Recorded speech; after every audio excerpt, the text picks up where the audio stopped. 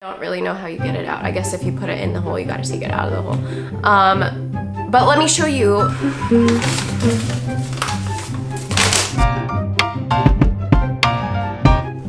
Hey, hi, hello, welcome to the Monica Show. I love how I do a different intro each and every week, you know? That's good though. I keep you on your toes, right? Anyway, welcome to Moto Tip Monday with Mon. Let's jump into Moto Tip number 1. For tip number 1, I'm gonna recommend people buy a size bigger in pants to accommodate their knee pads. So knee pads are typically really big, really thick. These are really big, bulky, plasticky, kind of uncomfortable at first too. Take some time getting used to. But if you size up in one size in your pants, they'll fit better over your knee pads, and these pants are adjustable on the hips. So sizing up a size isn't gonna kill you, and it will fit better over your knee pads. You're welcome.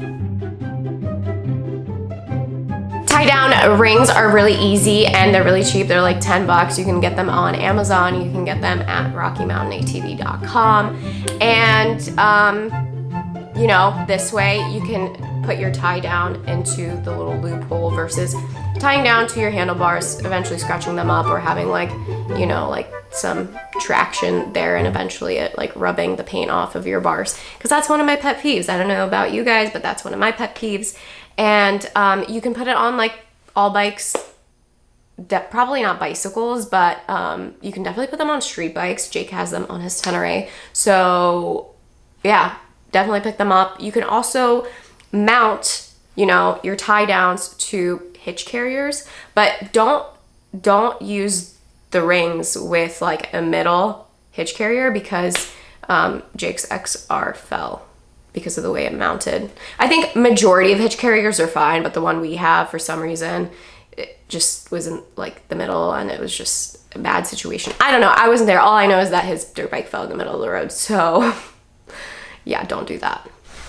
We're back. Okay, these guys, tie down strap rings. Okay, I just have to say it really slow.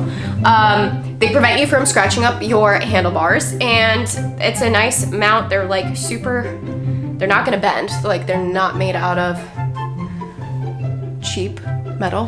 They're not made out of cheap metal.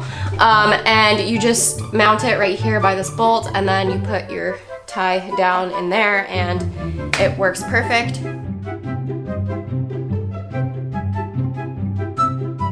Moving on to tip number 3. Tip number 3 is gonna include gas tank foam cubes. I don't know the technical name for them, but I didn't even know these existed until Jake told me about them. Okay, so you have a motorcycle, right? And then you have gas inside the motorcycle, and sometimes the gas sloshes around, right? Like for me, for example, when I'm on a bike with an oversized gas tank and it sloshes around, I lose my balance because I'm short, I'm 5'4", and I can barely reach the ground. So the way you prevent that is by putting these like gas tank foam cubes inside of your gas tank, and then they prevent the sloshing. Pretty cool. Gas trucks have like a similar concept. So do water trucks on the road, I learned. But so this is like the same thing, except it's made for your dirt bike / motorcycle.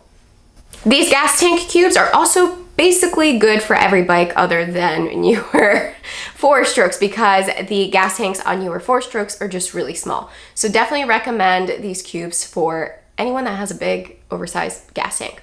Let me show you my DRZ and you'll maybe understand a little bit better. Let's go. So I don't know how well you guys can see this, but you see the DRZ, right? When I lift it up, there's gas in there, right? And it sloshes. And I'm kind of like a small person, and this sloshing makes me lose balance. So if you put the gas tank foam in there, it eliminates the sloshing. You're welcome. And that's it for Moto Tip Monday with Mon, my 3 tips for the week. I hope you guys enjoyed the video. If you have any questions, let me know in the comment section below, and I'll catch you guys next time.